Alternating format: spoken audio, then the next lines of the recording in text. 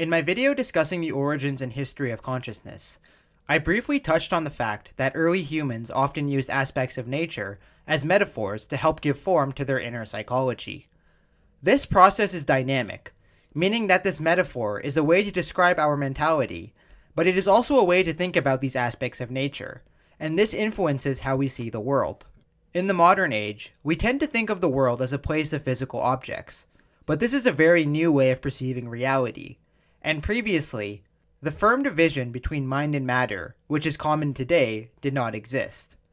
For archaic man, the world was perceived as a magical place, and everything in the world was imbued with a transcendental meaning that is difficult for modern people to properly appreciate. This type of magical thinking may seem primitive to us, but our modern consciousness lays on this foundation. By observing nature, early cultures were able to derive many metaphorical meanings, which often spoke to them at a psychological level.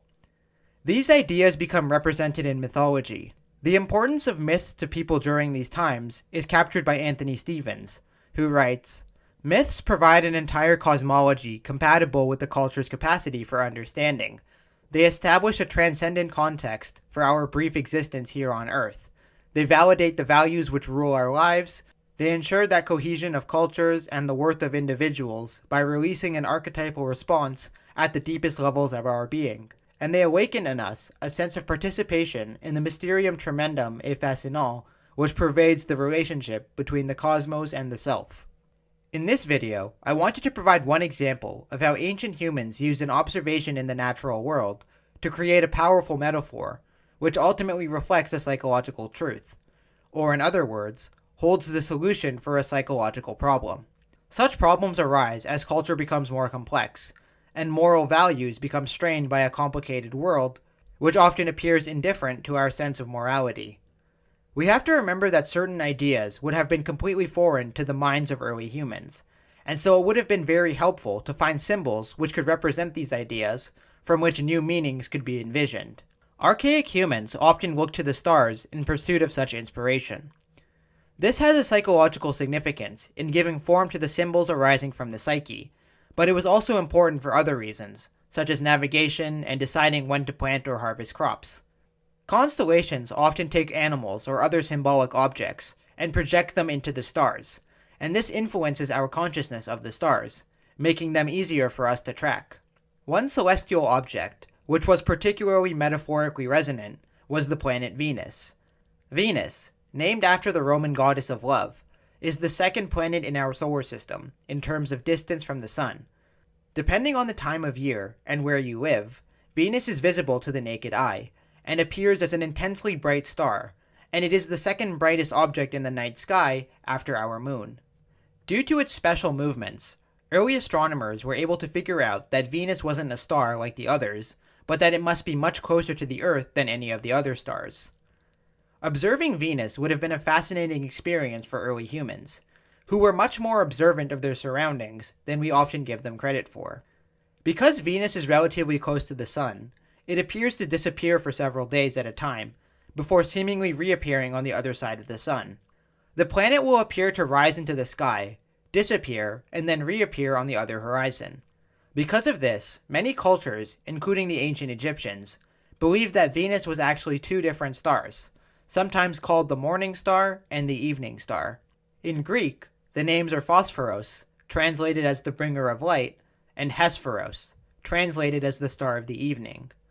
Some cultures, such as the ancient Sumerians, were able to figure out that Venus was actually a single object. The planet appears to rise towards the heavens, only to disappear and then fall back towards the Earth, and this movement is where many ancient cultures derive the metaphorical significance of the planet. The descent of Venus often symbolizes the rise towards the heights, only to fall back down towards Earth. This can be applied to concepts like morality, success, and power. In Sumerian mythology, Venus is associated with the goddess Inanna. The myth of Inanna's descent into the underworld is, in part, an allegory for the planet's movements. This myth describes how Inanna descends to the underworld, where her power is slowly stolen from her by her sister Ereshkigal, the goddess of the underworld. There she dies, only to be later resurrected by servants of the water god Enki, and is able to escape from the underworld. The story has been interpreted by mythologists as representing an encounter with one's dark side, in this case represented by the goddess of the underworld, Ereshkigal, after falling from the heavens. Interestingly, some versions of the myth don't present Ereshkigal as a villain, but as someone whose role is important for life. In psychological terms, this may be regarded as a descent into the unconscious, where one may confront the darker aspects of themselves in order to unify these opposite poles. This psychological meaning, which represents a situation in life which each of us may face, is given form by the symbolic projection onto a physical event, in this case the descent of the planet Venus. The story also represents rebirth or redemption after a period of adversity, as represented by Inanna's escape from the underworld. A similar myth found in Canaanite mythology involves the morning star, which is personified by the god Atar, attempting to rise to a heavenly throne. However, this ascent is unsuccessful, and Atar is cast from heaven. This also reflects a psychological truth which each of us may encounter in life, namely, the attempt to rise towards the heights of success or power, only to be cast down by hubris or unlucky circumstances. Ancient humans used the world as a template to describe these commonplace problems, which come about as society becomes increasingly complicated. Although Venus can be metaphorically described to represent the fall from heaven, it can also represent redemption and the attempt to rise towards the sky from the depths of the underworld. Venus appears in the myths of many cultures, including the ancient Mayans and Aboriginal Australians. In Hinduism, the planet is personified as a being known as Shukra, who, among other associations, is involved with resurrection. The Latin name for the planet is Lucifer, which means lightbringer, and you may begin to see how earlier myths often continue on in later cultures in new forms. Originally, Lucifer simply represented the planet Venus, and in the book of Isaiah, it is used as an allegory for the king of Babylon. How you have fallen from heaven, morning star, son of the dawn! You have been cast down to the earth, you who once laid low the nations. You said in your heart, I will ascend to the heavens, I will raise my throne above the stars of God. I will sit enthroned on the Mount of Assembly, on the utmost heights of Mount Zaphon. I will ascend above the tops of the clouds. I will make myself like the Most High. But you are brought down to the realm of the dead, to the depths of the pit. Those who see you stare at you. They ponder your fate. Is this the man who shook the earth and made kingdoms tremble? The man who made the world a wilderness? Who overthrew its cities and would not let his captives go home? The morning star Lucifer would later come to be the name for Satan before his fall from heaven.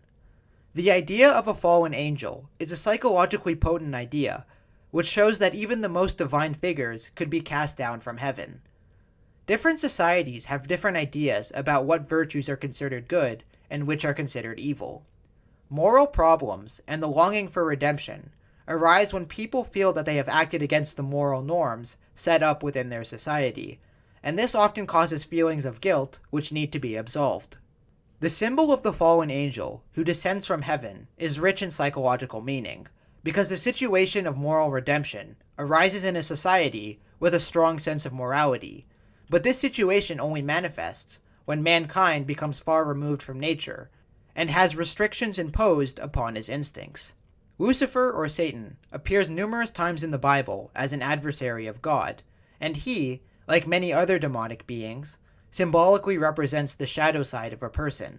The devil in Christianity has a wide range of meanings beyond this, but we can think of the invention of the devil figure as representing a new stage in our psychological evolution, where we have grasped the concept of evil and psychologically project it onto a being of darkness. Lucifer, however, means lightbringer, as an encounter with the shadow may be enlightening, and this is a powerful metaphor for when we must confront our dark sides in order to rise again, or as Erich Neumann remarked, the shadow roots the personality in the subsoil of the unconscious, and this shadowy link with the archetype of the antagonist, i.e. the devil, is in the deepest sense part of the creative abyss of every living personality.